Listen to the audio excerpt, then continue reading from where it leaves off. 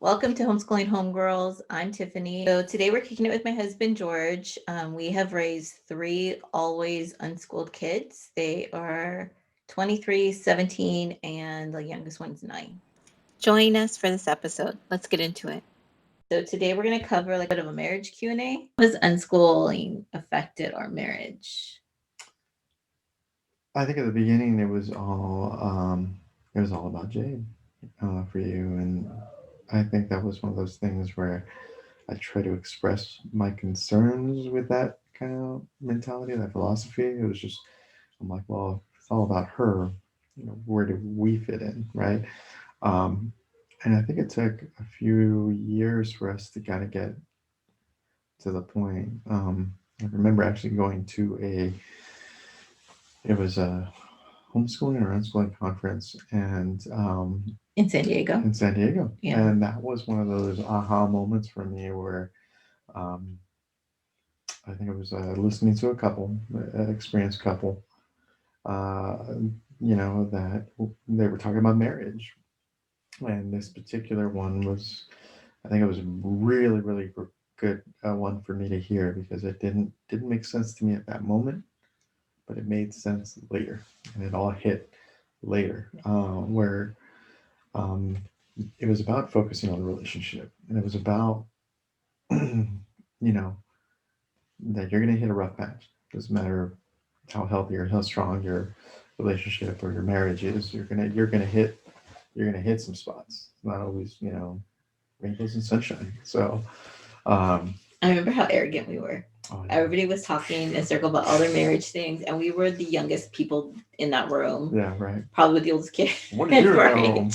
And we were Typical. like, that is never going to be us. Like, we are still young and in love, and we're never going to get to the place where we're like can't stand each other or feel um so far apart or neglected, and just like, and what they were talking about is um when it homeschooling, unschooling can consume your entire life, especially if you have multiple kids. You're driving one there, you're picking one up, somebody's having an issue with somebody, you're trying to stay in a homeschool community, and you're trying to navigate friendships, and you're trying to like keep all the moving pieces. And if you're working, or struggling to pay bills, like all these things happen, and then you become like the back burner, right? Like, I'll get to you. Your relationship, you'll get to, and Mhm. then the getting to just isn't, it creates issues, and you feel neglected or not seen, or other people come into the picture that make you feel better, or all these things that we said would never be us, Mhm.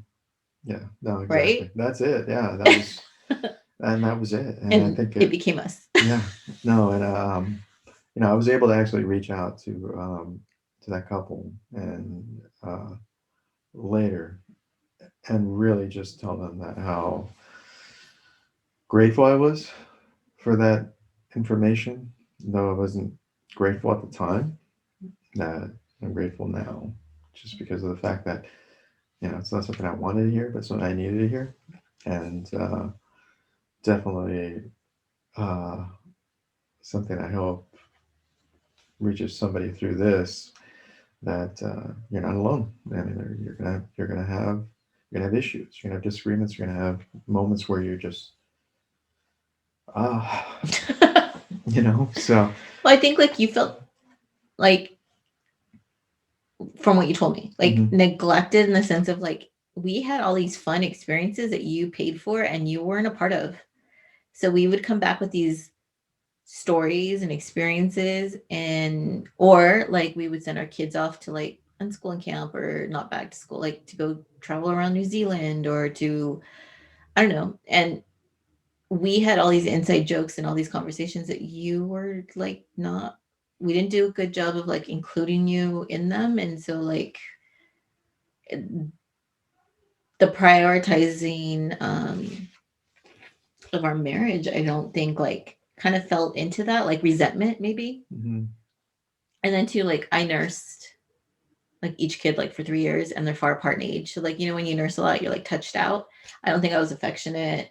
Um, because I was like, at the end of the day, after dealing with like three kids, one in teenage land, one in like kid land, and one in baby land, like there's no more energy left. And I think like instead of prioritizing time with you or doing that, like I don't think we were great at that. Yeah, no, I definitely don't think we set time for us. Yeah, there was like no There date was nights. nothing. Yeah, There was it was just basically getting through it. yeah. I think we're, I mean, there's living and there's survival mode, and we're just constantly trying to make sure that everyone's needs are getting met, but our own, um, and that is hard, and I think we've been able to kind of create more of a balance now where we can, we have our own interests, we have our own, Oh, that was a huge wants. thing. Yeah. Like there was no individualized like doing our own thing. No, never was. There was like the kids and the business. Mm-hmm. And then us, but like there was no me doing friend stuff and you doing friend stuff. Like there was a lot of insecurity around that, I think. Yeah, I think I mean, the kids were the world, and that's where we lived. So we didn't have a lot of relationships outside of that. So yeah, I mean that did cause a lot of friction, but I think we we've really grown a lot from that and learned a lot from that. And like you said, that was a struggle that we went through. I mean, I think that's how unschooling, I think for us in our marriage, like uh, we weren't, you could see where you weren't applying the philosophy, like of, like we gave our kids, like, let them be who they are and let them do what they want. But we didn't necessarily give that to each other. yeah. And you can see the difference of relationship when you were allowing somebody to be their whole selves and then still expecting someone to be what you wanted, not necessarily who they were. And there was just kind of like, and we were together young. Yeah. And we created a family young. That's really insightful too, because I mean, a lot of where your children pick up those patterns from are from their parents. Yeah. So if we're not setting that example, that live a free life, but we're not doing it, what are they learning? What are they picking up, right? So, I mean, we're the clear examples of why they didn't fulfill that in a lot of ways. I mean, I think it was a mixed message. Yeah. And I think like, it's so funny. One time Dylan, he was super little. He was like 7 and maybe 6. He was still in the car seat. And he's like, I'm never getting married because all wives do are take your stuff and don't let you do what you want. And I was like, whoa, like what? And he's like, yeah, you don't let daddy play video games all the time because he has to go to work. Like in Dylan's mind, George having to go to work was my doing. And not letting him play all the time was my doing. And it was kind of like that was a message, whether it was true or not, which was being sent. And because we didn't we when we would argue in Spanish because our kids don't understand Spanish. And so which meant that we taught him that we tell our kids not to speak a language we speak so that we could fight. And so they would know when we were upset because obviously everybody feels a vibe when there's issues, but they never saw the conversation or the resolve of the conversation. Everything happened outside of them. And so we didn't, I don't think like our kids our older two, maybe, okay, I think our oldest, because she was more aware, never really saw like, she saw the dysfunction, I think, in a marriage. And we thought we were doing better because it was way better than the marriages we were raised in. And then with Dylan, we went to Retrouvaille, and it really saved our marriage because it taught us how to communicate better. Even though it's religious and I'm not religious, it did help. So if you're having issues in your marriage, I really can't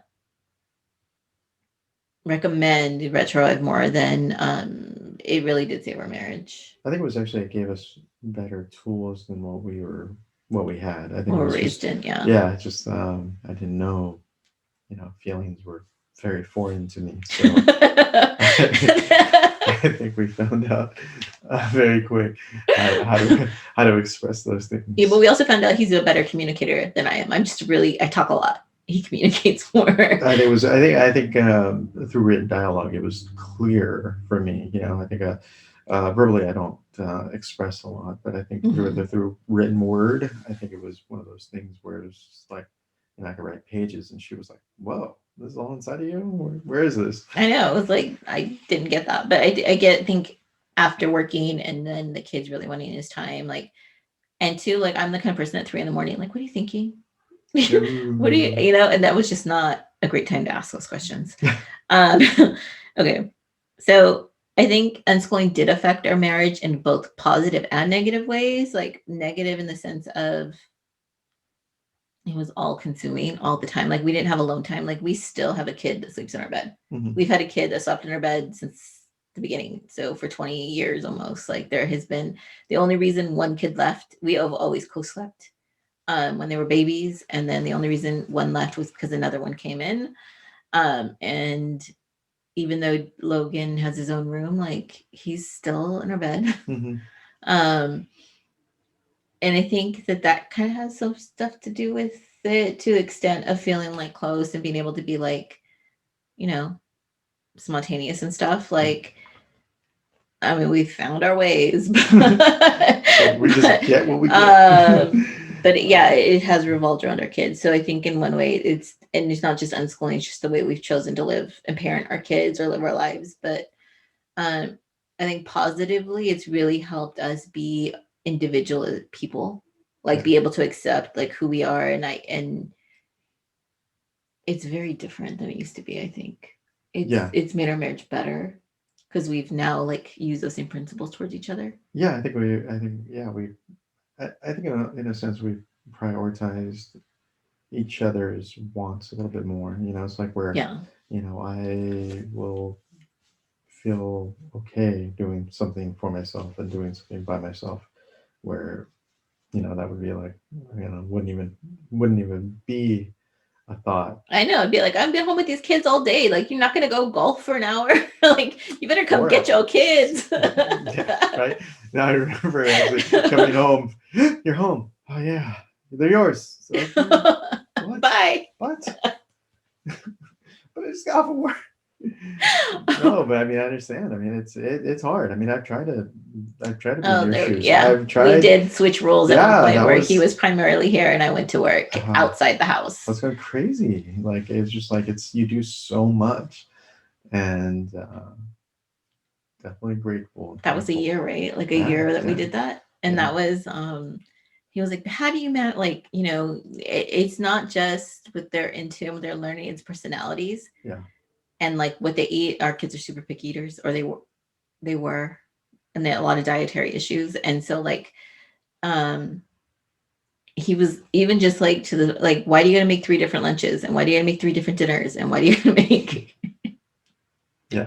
No. you can't go to one place even if you're going to go out, because somebody won't eat there because of how they feel. Yeah. It was a lot of just managing, and a lot of driving, because we've always That's yeah. not found local unschool community, which we're going to move into that way in a minute. But so we were always driving at least an hour to 2 hours for community, which meant our kids were friends with people usually in different with a commute too. So outside of Park Day, if they wanted to hang out, then we were driving to and from, and all the events. And so that took its toll. Like, it's just like a full-time job. I think sometimes when you have multiples or one, and then they're also doing like extra, like when they were doing Krav Maga, or they were doing this, or I was going to school at night, or there was a juggling act happening. And I think when you took that over for the year, I don't think you thought it was easy. Like, I was sitting at home eating bonbons while the kids were like, because we have no curriculum, doing whatever the hell they wanted. But there was, I think, like, why isn't the house clean, or why aren't things getting done? And I'm like, well, because they did clean it, but like, they've been in the kitchen like 6 times. It's time I cleaned it. Or Dylan used to have extra changes of clothes with him all the time, so there was always laundry. Like, he couldn't just wear one outfit all day. It was like 3, and I remember that. Yeah. or Jade was constantly creating and dyeing hair and doing makeup or making cosplay stuff. And so like, there was all these moving parts going around that, like, I think when you had it for a year, it was like, whoa, it wasn't as straightforward. Yeah, a lot of juggling, a lot of a lot of being everything there to everyone. So yeah. Okay. So other than Retrouvaille, what do you think's kept our marriage alive while homeschooling or unschooling? I think it's actually just I don't know if it's being almost 20 years together, but I mean we're communicating a lot more, and it's almost to the point where I can kind of anticipate needs and wants a little bit more than we were. I think it's also because we're kind of more connected now than we were before, where it's just I can anticipate a little bit more than before. Which is a huge feat because we are the opposite in every sense of the word, which was really cute when we were like first together and we saw the different other side of the coin. But like we look at the sky and I'm like, oh, it's blue. No, it's not. It's red. Or I know that if I like something that I eat, I know that he's gonna hate it. There's rarely anything we like in the same music. Our tastes are different. What we like to watch on TV is different. What we like to do on date night's different. Like they're just polar, not even different. Like most of the time, what I like, he doesn't like. Like so that's what he means. Where like he can anticipate where I'm like, we are more willing to do things and do it with a good attitude instead of being like, damn, how long do I gotta be here to do this? Right. Right. Yeah, I think that's it. It's just that that perspective has changed a little bit more, where I'm more open to do things that you like, and just just be open to the experience. I think is what it is. And I'm more willing to do things that I wouldn't not necessarily do. Like I'm more outdoorsy than I used to be. Right. No, but that is also direct from camping with a bunch of homeschoolers. Yeah. And cool. Learning how to be more outdoorsy and dirty. That's just not the way I was before. So I don't know. I think we're still up to 3 days on your camping trips. We just get stir crazy. Yeah. Would I stay till 7 or 5? Okay. Thank you for being here with us and being very open. The whole point of this podcast is to show a bi-POC experience of homeschooling and unschooling, to start changing the narrative of who homeschools and what it looks like. So your social proof of reviews is how other homegirls are going to find us. And so please go on to wherever you listen to podcasts and rate us, and leave any questions or feedback at our website at homeschoolinghomegirls.com. Want to talk about homeschooling and unschooling in between episodes? Follow us on Instagram at Homeschooling Homegirls. Enjoy the process of raising empowered people.